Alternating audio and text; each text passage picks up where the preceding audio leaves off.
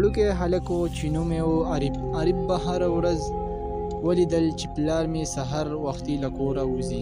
مخ یې ستړی خو سترګې له مینې ډکې وي. مور یې بیا ټوله ورځ په کور کې کارونه کوي.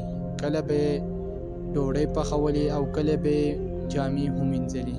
کله کله به عارف ته کیسې کولې. عارف به کله کله فکر کوو پلار مې ولې دومره غلی وي، مور مې ولې دومره زحمت کوي. یو ورځ عارف ناروغه شو. تبه وله راغله.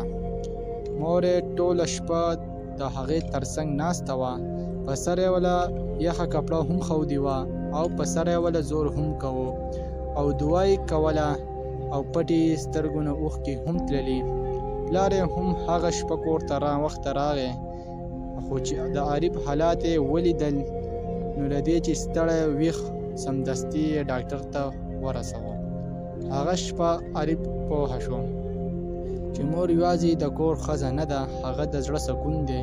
پلار یوازې د کور مشر نه دی، هغه لکه د سوري په شان ولاړ دی. څو ورځې وروسته چې عارف ښه شو، هغې دواړو ته وکتل او وویل زه پوه شوم تاسو زما دپاره دا ټوله دنیا یې. مور یې مسکی شوه او پلار یې هم ورو ورو سر وخوځو خو په سترګو کې اوښکې راغلې. زمونږ د ویډیو پیغام هم دا دی چې مور او پلار هغه نعمتونه دي چې زمونږ څه په دې دنیا وي نو عزت یې وکړئ. چې زمونږ د دا څه وتله نو بیا به ډېر ارمان کوئ.